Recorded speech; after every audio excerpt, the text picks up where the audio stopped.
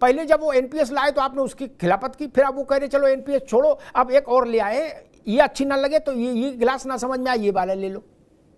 अब आप कह रहे हो ना ये भी गड़बड़ है मामला, क्यों?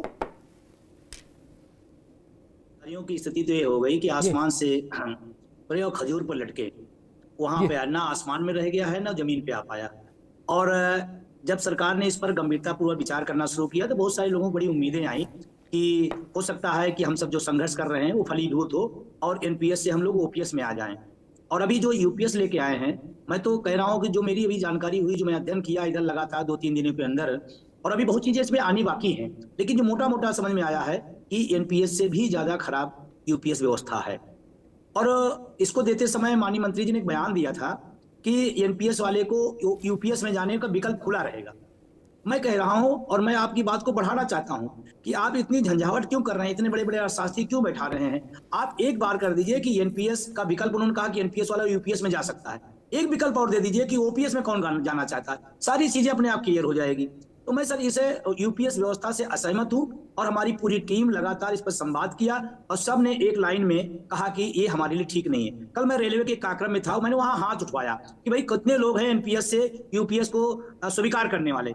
रेलवे के कार्यक्रम में मैं खड़ा हुआ और पूछा, एक हाथ नहीं उठा, एक व्यक्ति ने नहीं कहा। अभी हरियाणा में कल तिरंगा यात्रा निकाली गई हमारी टीम से थोड़ा से, वहां पर एक बड़ा कार्यक्रम हुआ, वहां पूछा गया कि आप एनपीएस से यूपीएस पसंद करते हैं, एक हाथ नहीं उठा। तो जिसके लिए लाई जा रही है कम से कम उससे संवाद होना चाहिए, उससे बात होना चाहिए, उसके दर्द को समझा जाना चाहिए, उससे कोई बात नहीं हो रही है। देश भर का आंदोलन है, हम ओपीएस के बैनर पर तरह पूरे कन्याकुमारी से कश्मीर तक पिछले 12 सालों से चला रहे हैं। इस कमेटी करना उचित नहीं समझा। इन्होंने एक बार जिनका मैटर उनसे तो हम संवाद कर लें, कोई डिस्कस नहीं। और कमेटी के रिजल्ट का इंतजार हो रहा था, रिपोर्ट कब आ गई कमेटी की, रिपोर्ट में क्या आया, उस पर क्या कर्मचारियों के बीच में गई वो बात, क्या उस पर ली गई? ठीक है विजय बंधु, रुकना होगा, ठीक है, अगली बार में आते हैं। रणवीर जी, एक पेंशन 2004 में खत्म हुई, दूसरी चालू हो गई थी, अब ये तीसरी आ गई। ओपीएस बंद हुई थी, एनपीएस आई, अब एनपीएस के साथ बड़े भाई के साथ एक छोटा भाई भी आ गया, नहीं जैसे आजकल बाजार में सेल लगती है, by one get one free type का। तो अब ये नई आ गई यूपीएस। हालांकि ये नाम बड़ा शॉर्ट फॉर्म इसका विचित्र है, गांव देहात में कस्बा में आदमी यूपीएस का मतलब दूसरा समझता है, भैया बत्ती चली गई देखो यूपीएस है चार्ज के नहीं। तो अब ये यूपीएस का मामला आ गया। रणवीर जी, जो हमारे देश के जो अर्धसैनिक बल हैं उनकी सामाजिक सुरक्षा, सोशल सिक्योरिटी की स्थिति अभी कहां पर है? और जो दिल्ली हाईकोर्ट के फैसले के खिलाफ सरकार सुप्रीम कोर्ट गई थी, उस मामले में अभी अद्यतन लेटेस्ट अपडेट क्या है रणवीर जी? देखिए साहब, पहले तो आपको सैल्यूट और सलाम कि आपने ये जो ओपीएस, एनपीएस और यूपीएस का जो मसला है, जो आपने जो अर्धसैनिक बलों के नाम पे स्टार्ट किया, तो आपने तो सारी बातें ही बता दी कि 11 जनवरी लास्ट ईयर 2023 में जो दिल्ली हाई कोर्ट ने ऐतिहासिक फैसला दिया कि केंद्रीय अर्धसैनिक बल के जवान भी जो है फर्स्ट लाइन ऑफ डिफेंस है, armoured forces of the union है, ये भी सेना की तरह ही ड्यूटी करते हैं, बल्कि ज्यादा ड्यूटी पैरामिलिट्री की है। अभी देखिए ना, चुनाव हुए हैं, बाढ़, भूकंप चल रहा है, तो इसमें कौन है? आरएफ, एनडीआरएफ है, कोबरा जो है नक्सल बाहुल क्षेत्रों में है। पहली गोली बीएसएफ के जवान को लगती है ना साहब। तो दिल्ली हाई कोर्ट ने हिस्टोरिकल डिसीजन दिया कि ठीक है, इनको भी जो है पुरानी पेंशन बहाल की जाए। उस टाइम इलेक्शन का दौर आने वाला था, सरकार 12 वीक उनसे मांगे मोहल्लत के साहब हमको 12 वीक दीजिए फिर हम करेंगे। अब वो 12 वीक भी हो गए तो उस फैसले को लटका दिया गया है। उसके बारे में दोबारा कब हियरिंग होगी ये डेट भी निश्चित नहीं हुई है।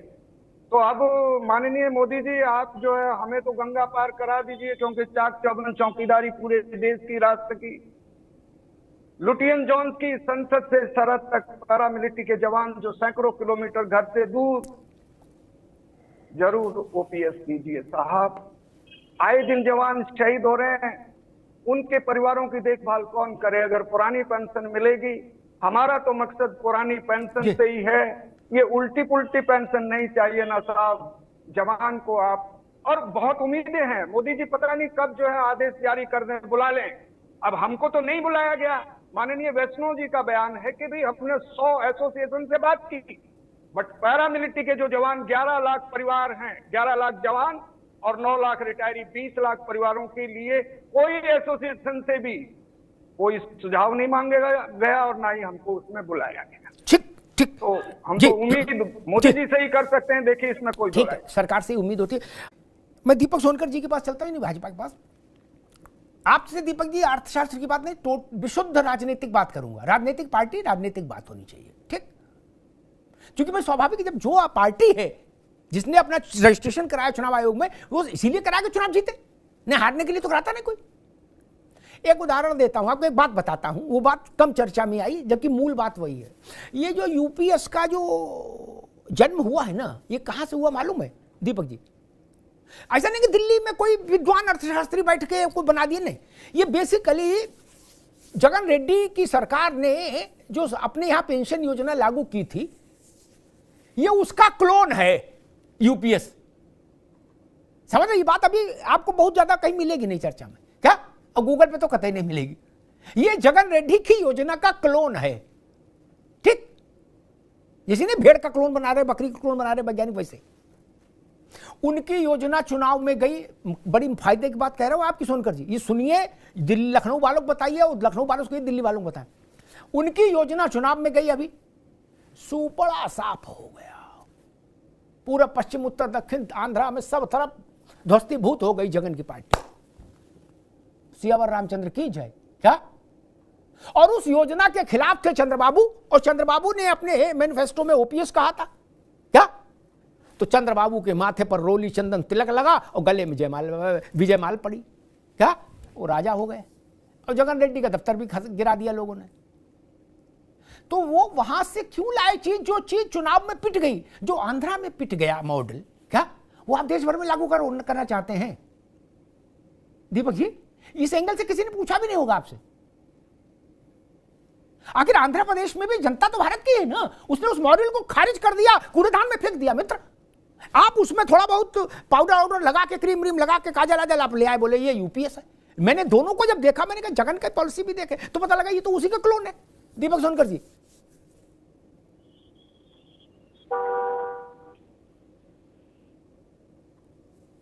जी, दीपक जी। जी अमिताभ जी, मुझे आवाज आपकी नहीं मिल पा रही। आ रही आवाज जी। जी, आपका सवाल एक बार दोहरा सकते कि मैं ये कह रहा हूं, आप सुन लीजिए संक्षेप में। ये यूपीएस जो आप लाए हैं, ये जगन रेड्डी आंध्र के पुरानी सरकार के मुखिया, वो एक फॉर्मूला लाए थे पेंशन का, जो उन्होंने 5 साल चलाया। उस फॉर्मूले का ये क्लोन है, बच्चा है, क्या? और आंध्र के चुनाव में वो क्लोन, ओरिजिनल फार्मूला ही पिट गया भाई, ध्वस्तीभूत हो गया। जगन रेड्डी की पार्टी शर्मनाक पराजय से कुछ जो गर्त में जा गिरी। तो ऐसे लुटे पिटे फार्मूले को ब्यूटी पार्लर भेज के आप क्यों लाए यहां, ये पूछ रहा हूं। देखिए अमिताभ जी, हमेशा से देश के प्रधानमंत्री आदरणीय नरेंद्र मोदी जी के लिए देश की जनता और देश की जनता के हित के कार्य ही महत्वपूर्ण रहे। लगातार इस विषय को लेकर के सामने आने के बाद जो एक कमेटी बनाई गई, उस कमेटी के नाम पर लोगों से सुझाव लिए गए, उनके साथ बहुत सारे मंथन के बाद ये निर्णय निकल करके आया है, जो यूपीएस की एक भाषा को आप बता रहे हैं। देखिए, यूपीएस में ही जो ओल्ड पेंस, चाहे वो एनपीएस में रहे चाहे वो यूपीएस में रहे, ऐसा केंद्र सरकार ने इस प्रस्ताव में बताया है और लगाया है। पहली बात तो यह है कि जिस तरीके से लगातार सरकार पर ये सवाल करने वाले लोग जो सवाल करते हैं कि ओपीएस नहीं होना चाहिए, ओपीएस करने पर भी क्या राजस्थान में, क्या हिमाचल में जब कांग्रेस की सरकार रही तो क्या ओपीएस को लागू करा गया? क्या मध्य प्रदेश के अंदर कांग्रेस की सरकार रही तो क्या ओपीएस को लागू करा गया? देखिए, देश के जनता के एक एक हित के लिए, उनकी आर्थिक सुरक्षा के लिए और पूरे नियमबद्ध तरीके से कि कितने वर्ष किसकी नौकरी है, उतने उसके परसेंटेज पर, उसके परिवार को ध्यान में रखते हुए, उसके आर्थिक चरित्र को ध्यान में रखते हुए, इस सारे विषय को देश के प्रधानमंत्री जी ने जो सारे विषय निकल करके आए, उसके आधार पर इस यूपीएस का गठन किया है। और निश्चित तौर पर इस पर जनता के हित पर है, सरकारी कर्मचारियों के हित पर है, जिससे केंद्र सरकारी कर्मचारी केंद्रित में अंतर्गत लोगों को, उनके परिवारों को इसका लाभ मिलेगा। ठीक, दीपक जी, 2 बातें कहूंगा आपसे। एक तो आपने कहा कि हरियाणा, कहां राजस्थान, छत्तीसगढ़ और हिमाचल में ओपीएस, वहां ओपीएस राज्य सरकारें दे ही नहीं सकती, क्योंकि केंद्रीय जो संगठन था उसने पैसे देने से मना कर दिया। अपना घर बेच के पेंशन देगा कोई, और घर भी बेच दे तो कितनों को दे लेगा। इसलिए वहां तो हमको मालूम है जन्नत की हकीकत। अच्छा, दूसरी बात आपने कही कि बहुत ज्यादा कमेटी बनाई, कमेटी ने बहुत ज्यादा मेहनत की, रात भर मेहनत की, सोई नहीं, हैं, और बिल्कुल जैसे भगवान राम ने 14 वर्ष तपस्या की वैसी तपस्या की। ये बात ठीक नहीं है। मैं तो पेंशन में अप्लाई कर नहीं रहा, और ना मैं सपा का मेंबर ना भाजपा का, क्या मैं बीजी बंधु के टेपा में भी नहीं। मैंने जब जगन रेड्डी की सरकार के उसको पढ़ा और इसको देखा यूपीएस को, गुरु सच्ची बात कहें, मेहनत की जरूरत ही नहीं। कहां मेहनत की? अब ये ढूंढो जाके, कमेटी वालों को पकड़ो कि तुमने मेहनत की कहां। ये 95% उसी का क्लोन है मित्र। तो मेहनत किसमें कर रहे थे? बर्फी बनी हुई थी, वो सफेद थी, आपने इस पे गौछाप रंग लगा दिया, बोले नारंगी बर्फी बनाई हमने रात दिन मेहनत करके। अरे नहीं, बर्फी तो बनी थी यार, उस पे नारंगी रंग लगाया, गौछाप जो बूंदी में पड़ता पहले। अब बोले हमने बनाई, दूध लेने से लेके भैंस पालने से लेके पूरी हमारी। ऐसा नहीं है। अब बहुत पहले शायद विजय बंधु को याद हो, मैंने इनसे एक बार टेलीफोन पर कहा भी था कि आंध्र वाली पेंशन शायद सरकार लागू कर सकती है केंद्र में, और कोई रास्ता नहीं दिख रहा। क्या आप वही तो लेके आ गए यार, गजब बात कर रहा हूं। बच्चे का खिलौना धो धा के रख दिया, बोले नया लाए। ऐसा नहीं है। इसलिए मैं कह रहा हूं कि कमेटी वालों ने कोई बहुत मेहनत नहीं की, कॉपी पेस्ट मारा है क्या, और प्रिंट ले लिया, उसका नाम यूनिफाइड पेंशन योजना कर दिया। जी अमिताभ जी, क्या यूपीएस से उन केंद्र शासित जो सरकारी हमारे कर्मचारी हैं, क्या उसको उनका लाभ नहीं मिलेगा? उस पेंशन का लाभ उनको नहीं मिलेगा, जो चाहे वो उनके परिवार के लिए 25 वर्ष से अधिक 60% उनके वेतन के अनुसार हो, चाहे वो जो 10 वर्ष से अधिक कर रखे हो तो उनको 10,000 रुपए के रूप में भुगतान के लिए पेंशन हो। तो लाभ तो हमारे सरकारी जो कर्मचारी हैं, जो हमारे जनता है, उसी को मिलेगा ना यूपीएस का लाभ। देखो दीपक जी, और बंधु जी आपके पास आ रहे हैं, लेकिन दीपक जी एक बात आपसे कहूंगा, मैं इस मामले में बड़ा, मेरा अपना सिद्धांत है, और मैं इसलिए सिद्धांत को अब नहीं छोड़ सकता। मैंने कृषि कानून के समय भी यही बात कही थी भाजपा के मित्रों से। भाजपा के मित्र कहते थे अमिताभ जी ये नासमझ है, जो लोग नहीं समझ पा रहे, किसानों को भड़का रहे, किसान भी नासमझ है, ये किसानों को बैकुंठ दिखा देगा धरती पे, ऐसा कानून हम लाए। हमने कहा भाई हो सकता है बैकुंठ से भी डबल बैकुंठ दिखा दो आप, लेकिन मैं इस कानून के पक्ष में इसलिए नहीं हूं क्योंकि किसान इसके पक्ष में नहीं। जिसके लिए कानून लाए वो तो पक्ष में हो यार। आप बोले कि भाई ये गुड्डू है, इसके साथ शादी कर दो लड़की की, लड़की को लड़का पसंद नहीं क्या, और चाचा को पसंद है, फूफा को पसंद, फूफा के साथ शादी होनी है नहीं ना, फूफा की भौरी पड़ेगी नहीं ना, कि चाचा को पड़ेगी। बोले बिटिया की अम्मा को, अरे अम्मा थोड़ी ना जाएंगी ब्याह के भाई, बेटी और बेटा आपस में पसंद कर रहे हैं एक दूसरे को कि नहीं। मेरे लिए लोकतंत्र में योजना वैसी होनी चाहिए जो जिसके लिए है उस बृहत्तर वर्ग को वो संतुष्ट करे। आपने किसान कानून वापस लिया था, तब भी मेरी सोच सही साबित हुई थी। आज मैं फिर कह रहा हूं, देर सवेर आपको दो चीजों में आना पड़ेगा, लिख लीजिए मेरी बात। आप ओपीएस भी लागू करेंगे, आपके ही श्रीमुख से उसकी भी घोषणा होगी, आज हो साल भर बाद हो, लेकिन मेरी समझ कहती है 27 से पहले, 2027 से पहले, क्योंकि तब स्टेक बड़ा है। और विनोद भाई, और जातिगत आरक्षण की घोषणा भी किसी भी दिन आप रात में सुन सकते हैं, आज हो कल हो, मैं तारीख नहीं बताऊंगा, लेकिन यह भी लिख के रख लीजिए। कास्ट सेंसस और ओल्ड पेंशन स्कीम दोनों आज कल परसों नरसों किसी दिन भी होंगी जरूर, ये तय मान लीजिए। विजय बंधु जी आप कुछ कहना चाह रहे थे? जी, जैसे दीपक जी ने दो बातें कही तो मैं उन पर थोड़ा सा कहना चाहता था कि उन्होंने कहा कि यहाँ सरकारें तो नहीं लागू हैं, पश्चिम बंगाल में, अरे क्या थी, हिमाचल में ओल्ड पेंशन लागू है, राजस्थान में ओल्ड पेंशन लागू है, छत्तीसगढ़ में लागू है, झारखंड में लागू है, और पश्चिम बंगाल में ऑलरेडी कभी एनपीएस लागू नहीं हुई। पहले तो ये जानकारी थी उसका। दूसरा इन्होंने कहा कि यूपीएस से लाभ होगा।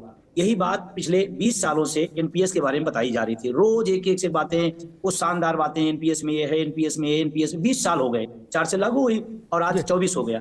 तो आज आपने यू टर्न कर लिया, आपने यूपीएस पे आ गए आप। तो कल जो 20 साल आपने गाथा गाई, वो गाथा क्या हुई? इसका मतलब जो बात कही जा रही थी एनपीएस बारे में वो सही निकली, और आज आप फिर आकर के यूपीएस भी गाथा गा रहे हैं। जबकि मैं सर बता रहा हूं, जो जानकारी लोगों की लगातार आ रही है, लोग ये बात कह रहे हैं, एक भी एनपीएस कर्मचारी जो उसके अंतर्गत में है, मैं उसकी बात कर रहा हूं, कौन संगठन कौन नेता क्या बोला मुझे नहीं पता, मैं ही जानना चाहता हूं, जो एनपीएस के अंतर्गत है उसको यूपीएस भी पसंद नहीं है। पूरे देश से प्रतिक्रिया आ रही है। हाँ, एक बात इसमें जरूर थोड़ा पॉजिटिव हम लोगों के बीच में आया कि चलो प्रधानमंत्री जी संज्ञान में लिए, सरकार कम से कम इस पर गंभीर हुई। अगर वो एनपीएस से यूपीएस पे आ सकती है तो और जोरदार तरीके से बात हो, ओपीएस पे आ जाए, ये पॉजिटिव माहौल लोगों के अंदर गया है, ये चर्चा है जी।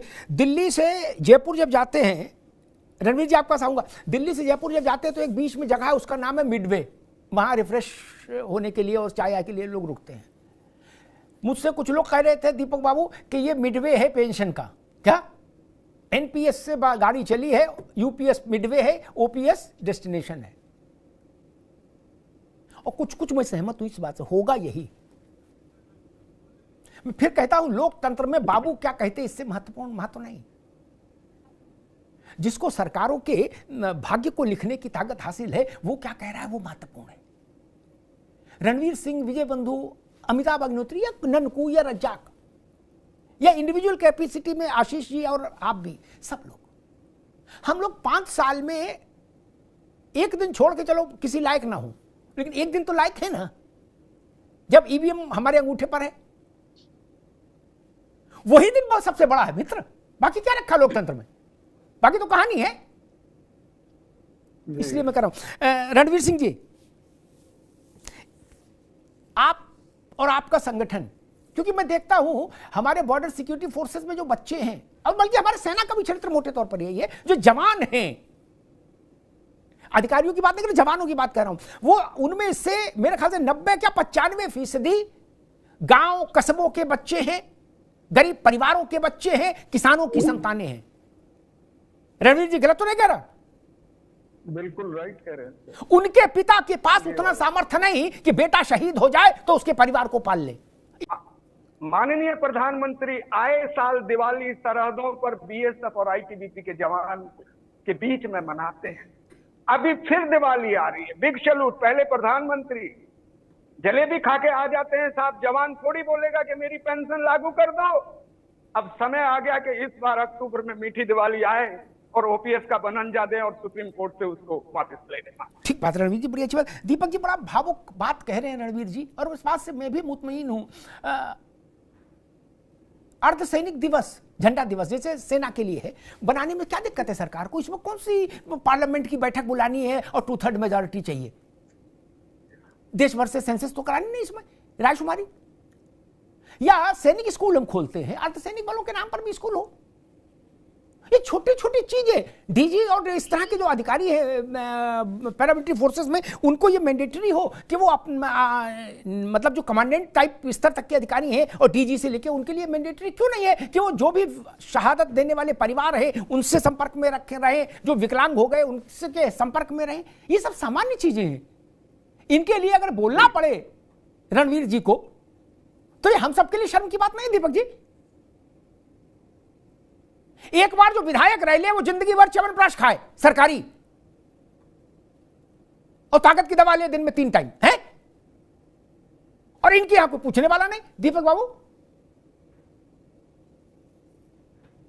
देखिए अमिताभ जी, आर्मी के एक एक सदस्य, चाहे वो किसी बीएसएफ में हो, एसएसएफ में हो, वो देश की जनता के लिए सुरक्षा का काम करते हैं और देश के प्रधानमंत्री जी के लिए वो एक बराबर है। और निश्चित तौर पर कहीं ना कहीं जो विषय आ रहे हैं, इस पर भी ये सब जो ओपीएस की बात आई थी उसको लेकर के यूपीएस लाने का काम किया गया, इस पर भी कमेटी काम कर रही है, जांच की काम कर रही है। और निश्चित तौर पर एक एक व्यक्ति के लिए, मैंने कहा ना, एक बात चर्चा में जरूर आई थी, मैं उस बात को जोड़ूंगा। आपने भी कहा कि आने वाले समय में एनपीएस भी आ सकता है, ओपीएस भी आ सकता है, और भी चीजें आएंगी। और वही जो उदाहरण आपने किसान बिल को दिया, निश्चित तौर पर देश के प्रधानमंत्री जी के लिए देश की जनता सर्वप्रथम है। जैसा जनता जनार्दन के हित में होगा, जनता के हित के कार्य होंगे, निश्चित तौर पर निर्णय उसी प्रकार का होगा। की बात हो, चाहे यूपीएस की बात हो, चाहे अन्य किसी ऐसे व्यक्ति की बात हो, अगर उनके हित का विषय है, उनके हितकारी विषय, तो उसका निर्णय निश्चित रूप से रहेगा। दीपक जी, मैं आशीष जी के पास चलूं उससे पहले एक बात रुकूं। मैं एक बात नहीं समझ पाता, सारे विद्वान लोग हो, फिर ये बात नहीं समझ पाता कि मान लीजिए कि हमने कहा कि भाई बाजार में एक पब्लिक टॉयलेट होना चाहिए। अब दीपक सोनकर जी कहेंगे प्रस्ताव अच्छा है, इसके लिए कमेटी बना रहे, विचार करेंगे। क्या? अरे जहां आदमी पास शौचालय नहीं होगा क्या विचार करेंगे इसमें? तो तत्काल करो यार, 1 मिनट में होना चाहिए। बोले नहीं, चीफ सेक्रेटरी और फाइनेंस सेक्रेटरी की अध्यक्षता में कमेटी बैठा दी है। अब वो पता लगा जितने के शौचालय ने उतने का कमेटी नाश्ता कर गई। क्या? उतने का कमेटी नाश्ता कर गई, काजू वगैरह, अंजीर का जूस, और टीएडी अलग। अगर हमने आपसे कहा कि अर्धसैनिक बलों के लिए एक कोष इकट्ठा करने के लिए अर्धसैनिक झंडा दिवस सेना का है जैसे वैसा बना दो, इसमें क्या कमेटी बनेगी और क्यों बनेगी? ये कमेटी का विषय है। ये एक एग्जीक्यूटिव ऑर्डर से हो सकता है, गृह मंत्रालय के एक एग्जीक्यूटिव ऑर्डर से। मित्र, इसमें क्या की कमेटी? आप लोगों की भी आदत खराब हो गई, हर चीज में बोला कमेटी, कमेटी पता नहीं लगता। ये कोई नीतिगत मसला है नहीं ना, ये सम्मान का विषय है। होम मिनिस्ट्री एक प्रपोजल भेज दे 2 पैरे का कि हम चाहते हैं कि देश भर में 100 अर्धसैनिक स्कूल खुले। फाइनेंस मिनिस्टर से को टेलीफोन कर दीजिए, सैंक्शन हो जाएगा, लग जाएगा, काम शुरू हो जाएगा। उसमें कमेटी क्या करेगी? हमने शादी नहीं की, बारातें तो बहुत की। हमने सरकार में हम अधिकारी नहीं रहे, ना मंत्री रहे, लेकिन हम अधिकारियों को भी जानते हैं और मंत्रियों को भी जानते हैं। 35 साल से काम ही ये कर रहे हैं, इसलिए हमको पता है जो करना चाहो तो 1 मिनट में होता है। आशीष जी, आपकी बिरादरी यानी राजनेताओं से मुझे एक बड़ा कष्ट हमेशा रहता है। कोई बात तार्किक बात कहे, बोले ठीक है देखते हैं, इसमें प्रपोजल मंगवाते हैं, पर कमेटी बनाएंगे क्या? और आपको जाना हो बीहड़ जंगल में, क्या जहां 200 साल से लाइट नहीं गई, लाइट नहीं पहुंची हो, क्या 3 दिन में जगमग जगमग जगमग जगमग जगमग हो जाएगा कनॉट प्लेस जैसा जंगल। क्या रोड फोर्ट सब बन जाएगी, खंबे लग जाएंगे, सब व्यवस्थित हो जाएगा और अंग्रेजी टॉयलेट बन जाएगा। क्या नहीं, जब आपका जहाज उतरेगा तब तक वहां बिल्कुल वैकुंठ हो जाएगा। नहीं, तब आप लोग कोई कमेटी नहीं बनाते, कोई बैठक नहीं बुलाते, कोई राजकुमारी नहीं करते, लाल कारपेट बिछता जाके आप जब गाड़ी से उतरो तो कहीं जूता न गंदा हो जाए। नहीं, कि अगर ये यूपीएस अच्छी होती तो 20 साल से नवदुर्गा व्रत निर्जला रह रहा सरकारी कर्मचारी, समझ लो, संघर्ष कर रहा, क्या वो तो शनिवार शाम से लेकर जय जयकार का नगाड़ा बजा देता है, पूरे देश भर में विजय यात्राएं निकाल देता। नहीं, मेरे लिए कसौटी यही है, ऐसा क्यों नहीं हुआ? विजय जी, बहुत बढ़िया सवाल आपने पूछा। बिल्कुल सही कहा कि अगर जिसके लिए योजना लाई गई है, अगर उसके हित में होता तो निश्चित रूप से प्रधानमंत्री को तमाम बधाइयां सोशल मीडिया के माध्यम से मिलने लगती और तमाम सारे कार्यक्रम होते, तमाम लोग पत्र लिखते।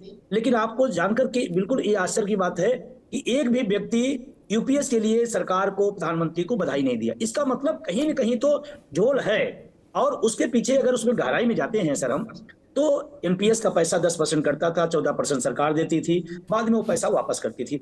हम यहाँ पर ओपीएस की बात अभी नहीं कर रहे। सरकार ने बड़ी चालाकी से ओपीएस को किनारे कर दिया। उसकी चर्चा क्या कर रही है? एनपीएस वर्सेस यूपीएस, उसकी चर्चा हो रही है। जबकि होना क्या चाहिए था? ओपीएस की चर्चा। अभी इसी में जिसकी तारीफ हो रही है, अगर उसमें बात करें तो 10% हमारा कटता रहेगा, वो कंटिन्यू कटेगा। एनएचडीएल काम करेगा, पीएफआरडीए बिल काम करेगा और 10% कटौती हमारी होती रहेगी। तो फिर नाम बदलने से क्या हो जाएगा? दूसरा, इसमें तो एक और नुकसान जो अभी लोग चर्चा में है, और तो सही बात भी है, कि हमारा जो 10% कटेगा वो वापस नहीं आएगा। क्या करेंगे कि अरे ये तो इंश्योर्ड कर दिया गया। किस बात का इंश्योर्ड किया गया? कि 10% हमारा जो कटेगा उसमें 1 पैसा हमको नहीं आएगा, इसका इंश्योर्ड हो गया। जो 20 साल में फुल पेंशन मिल जाती थी वो 25 साल का इंश्योर्ड कर दिया गया कि 25 साल मिलेगी। यही इंश्योर्ड है क्या? जो हमारे वेतन का, लास्ट वेतन का ओपीएस में बेसिक सैलरी का 50% मिलता था, इन्होंने कर दिया कि साल भर का अनुपात निकालकर फिर भी बेसिक सैलरी तय की जाएगी, फिर इंश्योर कर दिया। तो इंश्योर किस बात का किया? और अभी रणवीर सर यहाँ बैठे हुए हैं, हम लोग की लगातार बात होती रहती, लगातार फोन भी आते रहते हैं। मैं तो कहता हूँ इस व्यवस्था में लगभग अर्धसैनिक बलों की जो सर्विस पीरियड लगभग 20 साल की होती है। इसका मतलब अर्धसैनिक बल कभी भी फुल पेंशन पाएगा ही नहीं, मतलब वो अपने आप बाहर हो गया इस व्यवस्था से। मतलब कितना दुखद चीज है। तो अगर इसके तह में जाएंगे तो लोग कह रहे हैं कि एनपीएस यूपीएस एनपीएस से भी बुरी है। ठीक रणवीर जी, ठीक है विजय जी। रणवीर जी, 25 साल आपने नौकरी की तो आपको 50% बेसिक का मिलेगा पेंशन में। ये यूपीएस का मेजर वो है, बाकी तो तमाम प्रावधान है। जो बात अभी विजय बंधु कह रहे थे वो बड़ी महत्वपूर्ण है कि आर्म्ड फोर्सेस में सामान्यतः सेवा अवधि कम होती है और 25 साल तक कर पाना बड़ा मुश्किल होता है मेरे ख्याल से। On an average paramilitary forces में एक जवान की सर्विस टेन्योर कितना होता है कर्मचारी का? देखिए, केंद्रीय अर्धसैनिक बलों का जहां तक सवाल है सेवा का, तो वो पहले 57 साल पूरी सेवा करके रिटायर होते थे, बाद में सरकार ने 3 साल और बढ़ा दिए, 60 साल कर दिए गए। लेकिन अगर कोई जवान, जैसे सेना में 17 साल में रिटायरमेंट आ जाता जवान, तो हमारे यहाँ एक प्रोविजन था केंद्रीय अर्धसैनिक बलों में कि 20 साल के बाद आप वॉलेंटियर रिटायरमेंट ले सकते हैं और आपको पेंशन भी 50% मिलेगी। अब ये 25 वाला कर दिया, अब जवान की इच्छा शक्ति और लंबा चलेगा, वो फिर और उसके दिमाग चिड़चिड़ा होगा, परिवार को समय नहीं दे पाएगा, फिर आपसी शूट आउट के मामले भी होते रहते हैं, आप बराबर सुनते हैं, आत्महत्याएं भी होती रहती हैं। तो ये 25 ठीक नहीं, आपने 10 साल सेवा के बाद 10,000 दिया, बेहतर होता कि आप 25,000 10 साल सेवा के बाद 25,000 देते। अब जो इन्होंने एक और वो शुरू कर दिया कि पहले तो जो कोई भी सरकारी कर्मचारी आता था, आपको ही मालूम है कि लास्ट जो वेतन लेता था उसका 50% उसको मिल जाता था। अब इन्होंने एक नया, जैसा बंधु जी बोले कि भाई पिछले पूरे साल का औसत निकालो। अब डीए पिछले साल तो कम था, जो जनवरी में डीए उसको 5% 7% कम था, वो तो अब तो ज्यादा होगा ना, तो वो इन्होंने वो और कम कर दिया। तो लास्ट पे ही इसको रखना चाहिए था ना साहब, कि अंतिम। अब अर्धसैनिक बलों में आप वो सोशल मीडिया का तो इस्तेमाल नहीं कर सकते, लेकिन अब जवानों की आवाज तो हम लोग उठाएं रिटायरमेंट के बाद, और क्या कर सकते हैं। तो सरकार बिल्कुल नहीं, जवानों की आवाज में के साथ हमारी आवाज भी है, जवानों की आवाज के लिए हमारा कंठ है। रणवीर जी, आशीष जी आप कुछ कह रहे थे, फिर मैं दीपक जी के पास जाऊं। मैं बस वही कह रहा था कि अब जो नया जो यूपीएस में जो पेंशन में जो डीए है, जैसे मैंने उदाहरण दिया था कि पहले सैलरी प्लस डीए जो आपका 50% होता है डीए, वो पूरा जुड़ता था। अब डीए पूरा नहीं जुड़ रहा है। जो मैंने उदाहरण दिया था कि 75,000, 1 लाख सैलरी में 75,000 और 1 लाख सैलरी में 53,000, 53,000। अब आप यूपीएस में आपकी वही पेंशन जो है 53,000 हो जाएगी। कैलकुलेशन ऐसा है, ये फर्क है बहुत बड़ा उसमें। और उसमें बहुत ज्यादा प्रभावित होगा, क्योंकि जो हमारे यहाँ टेक्निकल एंट्री स्कीम होती है, उसमें जो लोग ऑफिसर्स आते हैं वो मतलब उनकी एज ज्यादा होती है, वो 25 साल तो शायद कर भी नहीं पाएंगे, उनकी उतनी सर्विस बचेगी ही नहीं। ये सब चीजें आएंगी आगे। दीपक जी, मेरी जानकारी कह रही है कि उत्तर प्रदेश और उत्तराखंड दोनों सरकारें एक पखवाड़े में 15 दिन के भीतर इसको नोटिफाइड कर देंगे, अपने अपने कैबिनेट में अप्रूव करा के कि यूपीएस चालू हो गई। जैसे महाराष्ट्र ने तो कल रात में कर दी, जहां भी एनडीए का शासन है वो नोटिफाई हो जाएगी, 15 दिन के भीतर भाजपा शासित राज्यों में ये यूपीएस लागू हो जाएगी। मैं पार्टी के तौर पर आपसे समझना चाह रहा हूं, अभी विशेषज्ञ के तौर पर छोड़िए, प्रशासन के तौर पर भी छोड़िए, आपको लगता है कि ये योजना आपके लिए पॉपुलर सपोर्ट जुटा सकती है? क्योंकि अगर ये योजना में करंट होता पॉपुलर सपोर्ट जुटाने का, तो विजय बंधु भांगड़ा कर रहे होते क्या, और जलेबी बांट रहे होते आपके नाम पर? नहीं, 20 लाख परिवार पैरामिलिट्री फोर्सेस के आपका जिंदाबाद कर रहे होते, कश्मीर से कन्याकुमारी, असम से गुजरात तक जय जय हो रही होती। नहीं, वो इको नहीं सुनाई दे रहा।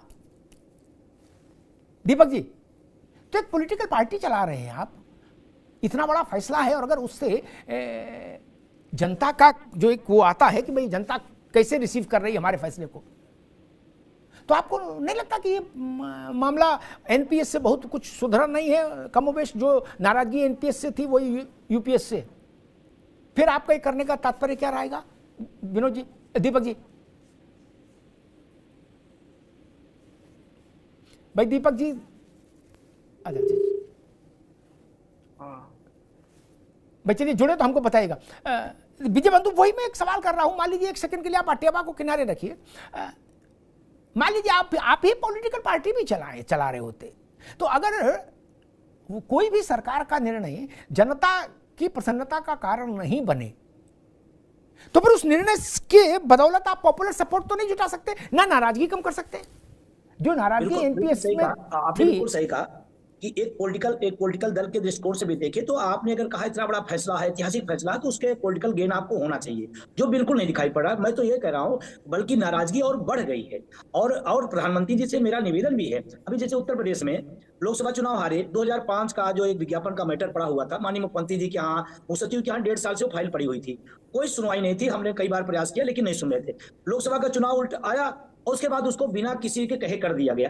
पॉलिटिकल चेंजिंग का मतलब, पॉलिटिकल कैपेसिटी का मतलब ये होता है कि हाँ मेरा इससे लॉस हुआ है तो हम इसको मेंटेन करें, और करना चाहिए। और आपने जो बात बहुत गंभीरता से कही है कि देर सवेर इनको लौट के ओपीएस पे आना पड़ेगा, क्योंकि ये बात सिर्फ विजय बंधु का नहीं सवाल है, ये बात देश के 1 करोड़ से ज्यादा जो एनपीएस के अंतर्गत हैं, जो दर्द झेल रहे हैं, दंश झेल रहे हैं, उनका है। और लगातार एनालिसिस कर रहे हैं, क्योंकि ये पढ़ा लिखा वर्ग है, ये पढ़ लिख करके अपनी समस्याओं को देख रहा है, समझ रहा है कि कहां पर हमारे साथ गड़बड़ हो रहा है और कहां पर हमारा नुकसान हो रहा है और कितना नुकसान हो रहा है। तो स्वागत करने का कोई सवाल ही नहीं है, बल्कि ऑप्शन और बड़ा हो गया कि माननीय प्रधानमंत्री जी तक मामला गया तो कम से कम प्रधानमंत्री जी की इस बात को समझना चाहिए।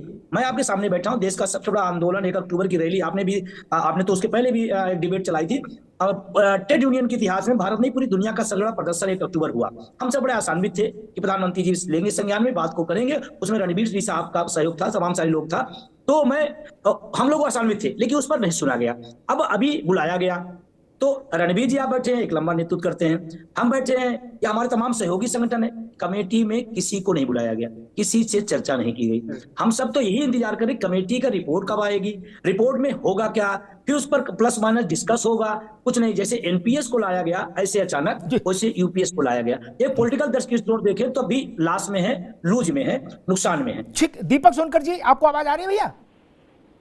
जी आ रही है जी। मैं समझना चाह रहा हूं, एक राजनीतिक पार्टी के तौर पर सवाल जवाब दीजिएगा कि जिस योजना को आप लाए कि भाई एनपीएस से नाराज हो, चलो अब यूपीएस लाए, उस योजना के अनाउंसमेंट के बाद जो उसका कैचमेंट एरिया है, जो उसका कंसर्न एरिया है, जो उसके स्टेक होल्डर है, सरकारी कर्मचारी, उनमें न कोई उत्साह दिखा, न कोई उत्सुकता दिखी, बल्कि और ऐसा लगा भैंसा और डबल पानी में चली गई। पहले थोड़ी दिख भी रही थी, बिल्कुल ही अंदर चली गई। नहीं तो पॉलिटिकली तो आपको कैसे लाभ हो सकता है? और एनपीएस के चलते जो नाराजगी थी आपसे कर्मचारियों की, उसकी भरपाई कैसे होगी इस यूपीएस से? क्योंकि जिसके लिए योजना है वो तो माला लेकर निकला ही नहीं आपके लिए। सोनकर जी देखिए अमिताभ जी, निश्चित तौर पर जो भी जनता है ये उसकी निश्चित रूप से हित की बात है, और इस हित बात को समझने के बाद निश्चित तौर पर बहुत सारे लोग जो सरकारी कर्मचारी हैं, जो 23 लाख से ज्यादा लोग इसमें लाभान्वित होने वाले हैं, निश्चित तौर पर इस योजना का स्वागत कर रहे हैं। मगर एक बात और ये भी है कि कर्मचारियों के पास यूपीएस या एनपीएस से कोई भी पेंशन स्कीम चुन सकते हैं, ऑप्शन है। राज्य सरकार चाहे तो इसे अपने आप भी लागू कर सकती है। अगर राज्य में कर्मचारी शामिल होता है तो लगभग 90 लाख कर्मचारियों को इससे फायदा भी होगा। दूसरा महत्वपूर्ण बात यह है कि यूपीएस पूरी तरह कंप्यूटर फंडेड स्कीम है, मतलब इसमें 10% कंप्यूट किया जाएगा, और एनपीएस की तरह ही 10% निकले, जबकि ओल्ड पेंशन स्कीम में अनफंडेड कंप्यूटर स्कीम थी, इसमें कर्मचारियों को किसी प्रकार का कोई कंट्रीब्यूशन नहीं रहता था।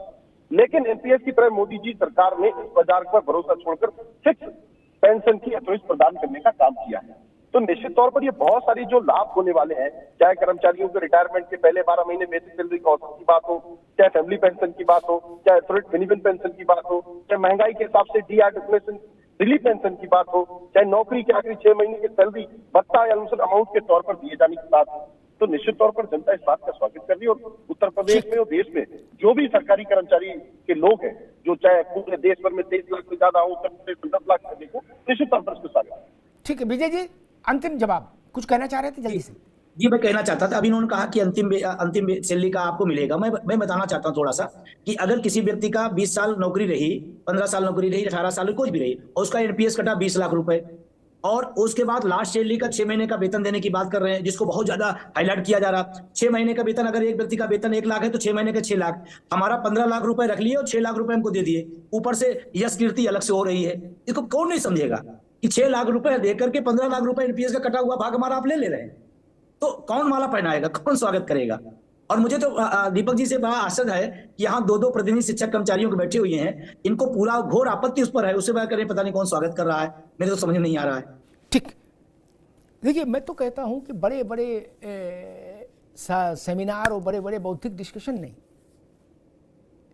सबसे बड़ी चीज होती है कि जनता में किसी भी सरकारी फैसले की प्रतिक्रिया क्या हुई, इसको समझना चाहिए, इसको सुनना चाहिए, इसको देखना चाहिए। बड़ा फैसला है, पेंशन की एक नई व्यवस्था भारत के लिए आई है, उस पर वैसा समर्थन नहीं जुटा जैसा सरकार को बताया गया होगा, अधिकारियों ने या जिन्होंने भी, एडवाइजर्स ने। ये कह देना कि समर्थन 10, 50, 100, 200 ट्वीट हो भी सकते हैं समर्थन में, वो तो उतना तो मैनेजमेंट भी हो जाता है।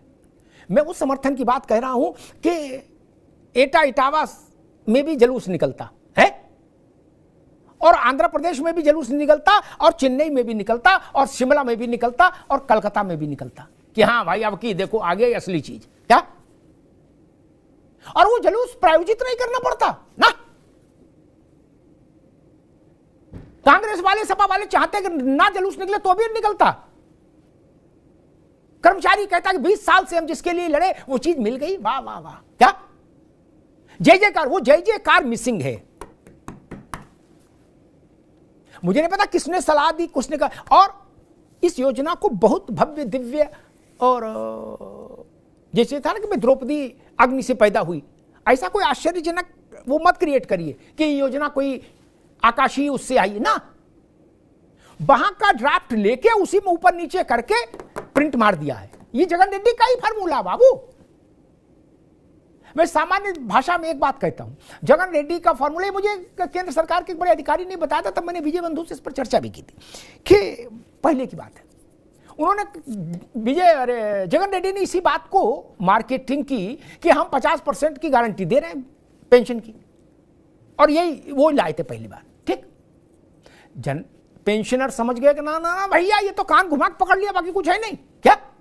तो उनकी सरकार चुनाव में पराजित हो गई, और पराजित भी ऐसी नहीं हुई, ध्वस्तीभूत हो गई पार्टी। वो योजना आप क्यों लाए? जिन अधिकारियों ने ये कहा है कि नहीं हम 20 साल से मेहनत करके ये खोज के लाए हैं, उन अधिकारियों को झूठ बोलने के आरोप में तुरंत दंडित करिए क्या। नहीं तो जगन रेड्डी की योजना तो पड़ी है, इंटरनेट पर जाकर देख लीजिए कि क्या अंतर है। इसका भी यूएसपी क्या है, 50% मांग रहे थे ना गारंटी, दे दी। जगन रेड्डी यही कहते थे अपने राज्य में 50% मांग रहे थे, दे दी।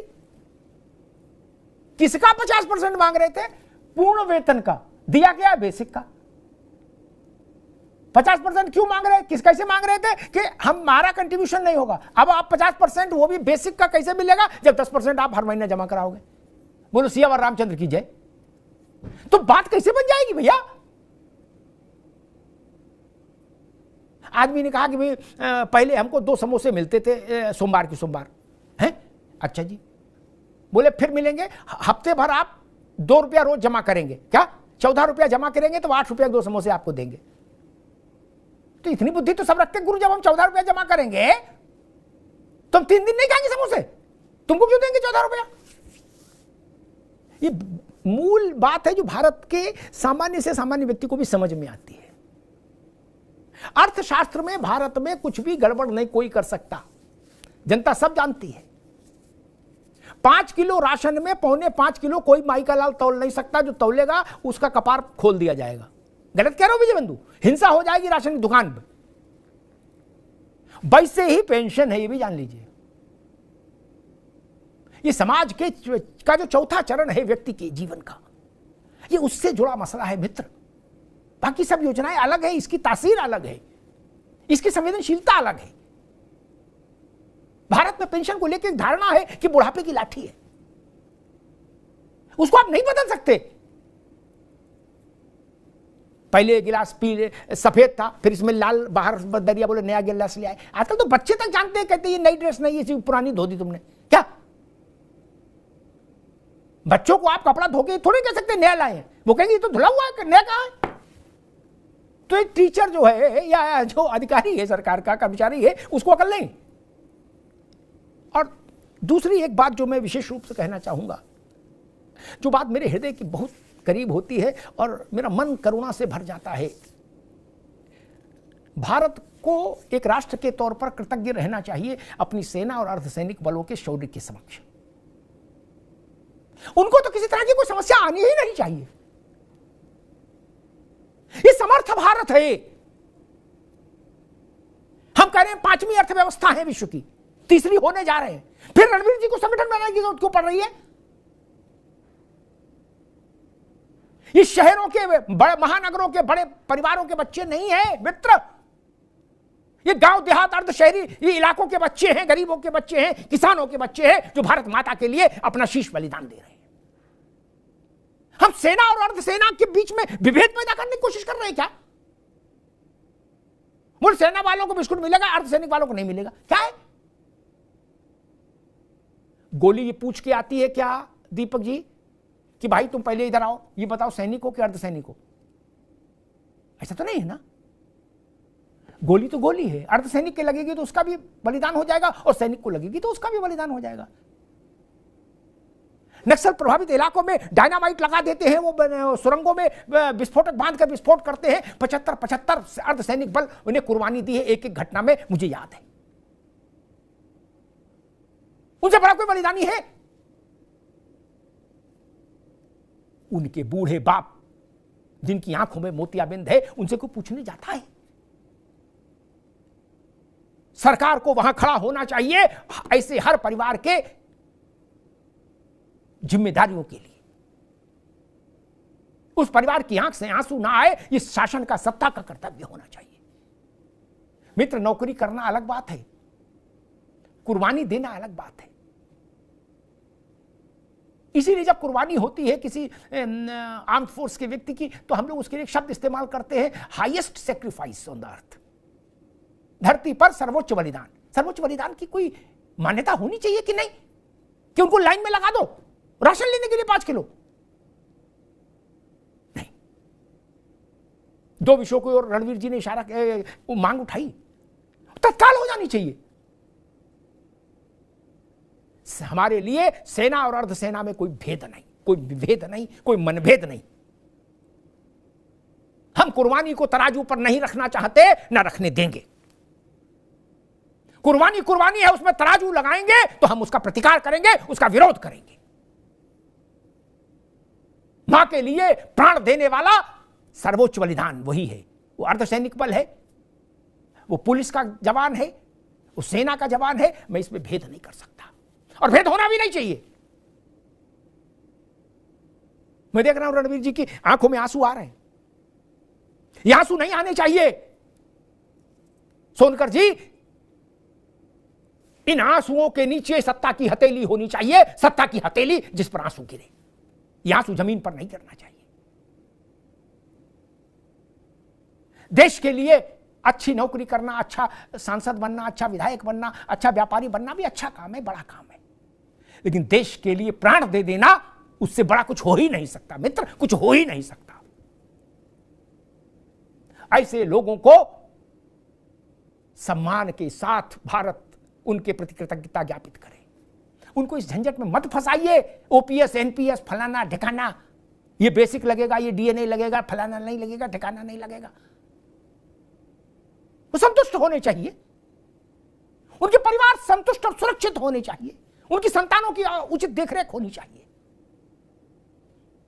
मेरे मित्र, बलिदानियों के परिवारों का सम्मान नहीं रहेगा तो भारत माता के लिए बलिदान देने वालों की संख्या कम हो जाएगी, ये ध्यान रखिए।